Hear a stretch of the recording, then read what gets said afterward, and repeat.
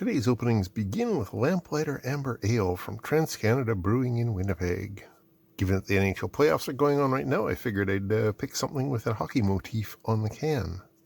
Tasting notes include notes of caramel, raisin, and a hint of roasted chocolate. First thing in is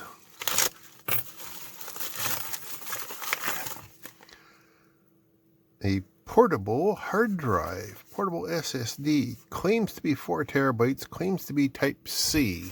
Now, I have tried to buy memory and storage devices from AliExpress in the past with very mixed results. I have no illusion that this is going to be a genuine one, but what if it is? Realistically, though, this is mostly just as an exercise for the viewers to demonstrate how unlikely it is for these things to be proper real units. And this is not good. The listing is missing when I click on it for my sale history. However, the order details show that I paid $19 for it, so if it is a real 4 terabyte or even a real 1 terabyte hard drive, although it looks like the one that I paid for claims to be 4 terabytes, if it is, that's a screaming deal. But I don't expect that it really is. Not, and I never did, even when I was buying it. Does the computer even recognize it? Yes, it does. It says that it's a flash drive. Okay. Does the disk's utility recognize it? Well, it recognizes it as claiming that it's a 4 terabyte hard drive. Oh, yeah. So the one time in the past that I did actually have success buying drives from AliExpress is this 128 gig drive here, which was over a year ago. I've had files on and off it. I've been torture testing it, and it actually is what it claims to be. This one, though, I don't know. Looks like it's got 2 partitions on it, one that is 17 meg and one unknown partition type, which is 4.2 terabytes. So let's see what we can see about this one. It's not showing up as a mounted drive, which I would expect it to be if it was a normal USB drive. Since it's unformatted, let's try and format it. NTFS. Let's use the more simplistic one, FAT, and see what happens. Okay, let's see if it'll mount. It's mounted. Seems to exist. What do we know about it? Properties. It is 16 meg. I wonder if that's all it really is. Let's try and put less than 16 meg onto it. It takes them. Will they play? This is just my headphones hanging out in front of the microphone. Yeah. Okay. So it can do that. Let's try and format this big partition, and I'm not going to expect it to work. Again, I'll put it on into FAT so that it's nice and simple. Format boof. It did not work. What a surprise. Let's try and format it into NTFS then, see if that does anything. Nope, that doesn't work. So what I've got for my $20 is a 16 meg hard drive. And that is all. After a nice cleansing swig, let's see what the next thing is. Maybe it is going to be an actual legitimate product. A thing within a thing. It is wire. It is 10 meters of 3-pin wire. This is the stuff that I frequently use for servos and for the addressable LEDs. You got positive, negative, and a signal wire, which is exactly what you need for stuff like that. And this is just restocking. I frequently order random bits of wire when I see them on sale, if it's, types that I need and whatnot. And those will get added to my growing collection of assorted lengths of wire. And actually, there is what's left of the last purchase, so that's what this is for. 1 to 100 meters RGB LED connector 2-pin, 3-pin, 4 or 5-pin LED cable extension cord, etc., for RGB or RGBW LED strip. I got the 3-conductor 10 meters, currently selling for $8.19 Canadian, which is about $1 more than I paid for it back in November. So that's not bad for for the current level of inflation that we got going on. There's no mention of the gauge of the wire, but they claim that the wire thickness is about 1.2 millimeters. I'm going to assume that's on the outside of the jacket, not the conductor itself. You wouldn't want to be pulling tons of current through it, but for, a few dozen LEDs or a servo motor or something like that, it's perfectly fine. All right, next thing in. And again, none of these things have any saying on the outside of them what they are. I'm assuming that there is some sort of bulk shipping going on, so that's how they're getting away from customs without actually saying what it is. Nut and bolt thread checker. Oh, okay. Handy thing in the shop, unless of course you've got a carefully calibrated eye, but most of us don't. So you're picking up unsorted nuts and bolts, or if you need to replace one and whatnot, you need some way of determining what size to get. And this one has 14-inch size thread checkers, both the male and the female. Also in a couple of different thread pitches. Starts off with a half-inch 20 TPI. Where is the most common one that I end up with? 1/4 20 right there. So there's 2 1/4-inch thread pitches, 2 5/16, 2 3/8, 2 7/16, and then we have some numbered 1032 and 1024, 8 and number 6, and then we have a dozen metric sizes from M12 in a couple of different in 3 different thread pitches. Okay, M10 in 3 different thread pitches, M8 in 2, M7, M6, M5, and M4. So hopefully that should cover most of the mystery nuts and bolts that I encounter when I'm taking stuff apart and I'm salvaging the screws, because, you just never know when you're going to need them. That is probably the place where this is going to come in handy most frequently. But when I'm working on stuff out in my garage, I also come across nuts and bolts that are damaged and I need to replace and whatnot. So knowing what to get is going to be really useful without having to do all the trial and error. Nut and bolt thread checker, detachable nut and bolt thread check gauge, thread gauge suitable for detecting fixed bolts or threaded. The other thing that it suggested that you can do is use these as no-go or go-no-go if you're creating your own threads with a tap and die set, which I hadn't even thought of actually, but yeah, that would be useful. Anyway, there they are. There's 14 of the blue inch-sized ones, and like I said, a dozen of the red metric-sized ones. And again, there are the sizes if you want to freeze frame and read them for yourself, because I did go through them fairly quickly. Currently, this is selling for $27.99. That's pretty much twice what I paid for it back in October of last year. Yeah, this has been languishing in my mail queue for that long.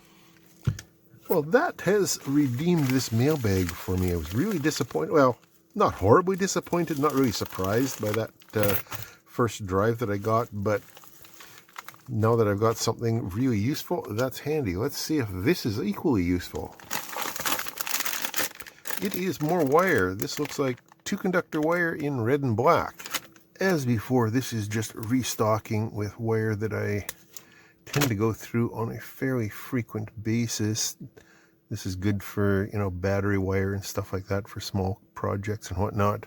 It's not the heaviest gauge wire. Looks like tinned copper. Don't know if it is or not. It's not steel anyway. That's good. Does it disappear like that? No, it doesn't. So it's probably not aluminum. Huh, cool. No, that actually looks coppery colored. Oh, excellent. That is definitely worth it then. And that's also from that same listing that we looked at earlier. I don't know why it was shipped in separate packages, but whatever. $6.39 for this, and again, it was about $1 less when I bought it back in October. So there you go. It is wire. Which brings us already to the last and largest package in the mail pile today. Let's see what this is. Oh, it's a multi-pack. All right, then let's go through these one at a time. What do we have here? Looks like some kind of connectors. These, what are these? I don't recognize these. How do we open them? Looks like they've got some kind of little locking tab there. So these look like insulation displacement connectors. So one pair of wires goes in through those holes into these, and you clamp it down. And the other is a pass-through. Oh, it's a tap clamp. Okay. So if I'm right in how this goes, then you put this around the wire that you're going through and squeeze that down. Maybe with some pliers, maybe not with that kind of pliers, I don't know. But anyway, those metal forks should split around the center conductor and cut through the insulation without damaging the wire, in theory. And then on this end, we'll shove those guys in there. Yes, this is that same wire that I just got. And clamp that down. And again, it needs a good squeeze. That might not be the right pliers for the job. Or if not pliers, maybe just a little vise action. Something like that. That would be a little awkward in the field. You'd likely want a larger pair of pliers. But let's see if that's worked. And I also don't know if I've got the polarity right, but I guess we'll find out soon here. Okay. So the black wire did go through, and I did get the polarity right. Okay, how about the red wire? No, it doesn't seem to have. Okay. So 50% success. Not as impressed as I thought I would be. I don't know whether I've actually squeezed it well enough. Let's just rip this thing right apart and see what happened inside it. So there's the 2 bites onto the black pass-through. There's 2 bites onto the red pass-through. Conductor's going up that way. The black one seems to be firmly held in the bottom there, but the red one didn't want to hold. Let me just yoink this out. Okay. So yeah, it did bite right into the black one, but as you can see, it tried to bite into the red one, but it failed. And there's the little bits that bite in. On the left is the one that actually grabs the center conductor, and on the right just sort of grabs onto the outer jacket and holds onto it. And same thing over here. You can see that there's not very much contact with the actual copper in there. Not super impressed. I hope they were cheap. I mostly got these because I have never seen this style of connector before. The ones that I normally see for this kind of tap-in are the ones that are generically called Scotch locks. Well, I guess Scotch lock is 3M's branding, but people tend to just genericize that term now. Anyway, let's see what the listing says and what I paid for these. And again, I hope it wasn't too much. 10 or 20 pieces wire connectors, low voltage wire connectors, solid connection, T-type branch wire connectors. Yeah. For the 10 of them currently, they're going for $6.51. I paid $2.20 for the 10 of them back in January. So I don't feel all that ripped off. I suppose they might come in handy for some applications where you're desperate, but I wonder if that is any better or worse than these ones that just create a tap that goes to a spade lug. They're dissing them, but maybe they are better. I don't know. Maybe I'll order some and see. Now what do we have here? It looks like some kind of a remote control or something. Oh, NFC RFID reader writer duplicator copier thing. So I've got a few different types of RFID tags. Some that I've bought, some that have come in kits, and some that anonymous viewers have sent me, and a few others that I've just collected over time. So I figured I'd grab this just to play with them. I have done Arduino projects before just to demonstrate them and test them. I'm pretty sure, because that's what it says it is, it's for doing IC or ID replicating. So if you've got RFID tags and you want to clone them, I guess this is the tool for it. Interesting to see if it works. That definitely sounds like a future video, so stay tuned for that. It says it can support the 125, 250, 375, 500 kilohertz cards or the 13.56 megahertz cards. Yeah, I think that deserves a video of its own. I could play with it right now, but no, I think we'll just leave that for a future video.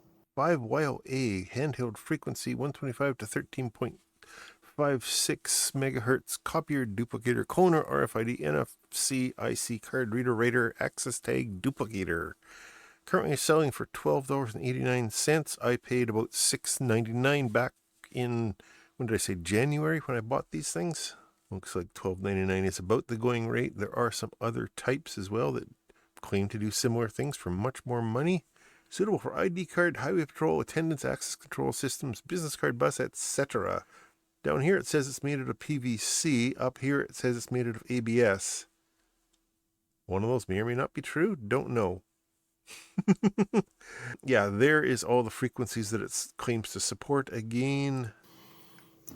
And finally, the last thing, it's an M.2 SSD enclosure. I picked up something like this a couple of years ago from AliExpress, and it didn't fit the modern M.2 card, so I'm hoping that this one actually does. It claims it does, so we shall see. So it comes with a USB-C cable. What is that? It comes with a little screwdriver, a little Phillips screwdriver for the hold down. That's promising, although that's cheap to add on. How do we get in here? Poke that out. There we go. So there is where the drive sits, and I'm hoping that this is the right connection. For the different types of connector, the different types of drives, that blanking pin will be in different positions, putting a different number of pins on this side and a different number of pins on that side. So let's find out. I've got this M.2 drive that I got from my local computer store, so I'm fairly confident that it is correct. So does that slot into there and just drop in? It does. Now then, this doesn't have screws. It's just got little rubber dudes to hold onto there. So let's, well, hang on. Let's pop that one out because I'm not using it. It is in the way. And, oh, okay, that just all pops right out of the shell. Let's just click it back in and put this guy back in. And the Phillips screwdriver isn't really helpful for this. A straight blade would have probably been better. We'll plug that into the computer and see if it shows up properly. I have higher hopes for this because really all that's on there is just a connector and a little interface chip. So it should be happy. Blue light. It sees an external drive. Okay. It isn't seeing my drive in it though. I just didn't have it inserted into the connector far enough. I was being timid. I should have been a little bit more assertive with that connector. So let's try it now and see what it does. Oh yeah, there we go. There is my 512 drive. What is it? It is not formatted right now. Call it that. Let's use NTFS. Why not? Next, format, done. Oh, look, it auto-mounted over here and everything. Cool, there it is. Let's see what it says about itself. It identifies as a 512 gig drive. Awesome. And as I said, I'm not concerned about the drive itself. That I bought from a local retailer. But the fact that I can talk to it with this adapter makes me very happy. This is basically my new portable hard drive, especially since that other one turned out to be garbage. Anyway, here's the listing. M.2 SSD case, NVMe enclosure, M.2 to USB 3.1 SSD adapter for NVMe PCIe M/B key. That is that little locating key that I pointed out in the connector. that M and B key is some of the different types. Anyway, and it's for all these different lengths of drives, the physical lengths. The one that I've got is the longest of those. Currently, these are going for about $15. Back when I bought it, though, it was $8.53 after tax and shipping. So, again, pretty good deal. I was skeptical. I wasn't sure if it was going to be a good one or not, but you pays your money and you takes your chances sometimes. And there's the contents of today's Mailbag Monday haul. Wide variety, some things that I'm disappointed in, some things that I'm very happy about, and some things that you will be seeing again in the future. These handy little thread checkers, I'm definitely going to be using those. A couple of different types of wire to restock. Disappointment, these connectors, these little tap connectors. I guess they work as well as you can expect a tap connector to, which is not all that good, but I'd never seen these type before, and they were cheap, so I figured I'd get them and take a look at them. Further disappointment, although not really surprised, this portable SSD, which turns out to be, I mean, yeah, okay, it is a solid-state drive. It's just a really, really tiny one, pretending to be a bigger one, masquerading as a bigger one. So maybe I'll tear that apart in the future, just for our amusement. Get a little bit more ad revenue out of it to pay for the $20 that I paid for it. Again, don't feel bad for me for getting ripped off by these things. I was about 80% sure that was going to be a rip-off anyway, and I'm going to get paid for the video, so it's not a big deal. And again, I may bring that out in the future to laugh at it further. On the other hand, there is this drive enclosure, which works exactly as advertised and makes me very happy. I'm going to be using that to back up my my video production stuff and other backup stuff. Nice portable form factor for a backup drive. Then there's this little RFID cloner. I'm not sure whether this is going to be a really useful thing or just a fun thing to play with, but regardless, it's going to show up in a future video where I take it apart, experiment with it with whatever cards I've got kicking around here, and see if it works. The manual leaves an awful lot to be desired, so I may have to do a little bit of searching and see if anybody else has played with one, or if I can find a better manual online. Regardless, I had fun going through the mail stuff that I had ordered as far back as October last year. That's been chilling in my mail queue. So good surprises all around. Thanks for watching. Thanks to my Patreon supporters and my YouTube channel members who help pay for all this madness. Questions and comments down below. I will talk to you later.